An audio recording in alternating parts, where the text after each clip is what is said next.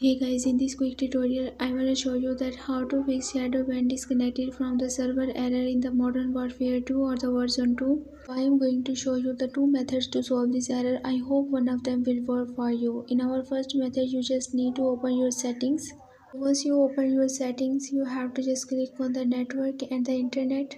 Right after that, click on the change router options. So once you click on the change router options, you will find here such type of the interface where you can see your internet connections that are available for you. So you have to just right click on the one that you are using, like I am using the Wi-Fi, and then click on the properties. So here you will find this type of the pop-up. You have to just find here an option of the internet protocol version 4. You have to just click on it and then click on the properties. So once you click, you will find a new window here. You have to just click on the use the following DNS address and put here the address 8888 and again 88 and then 44 and then click OK.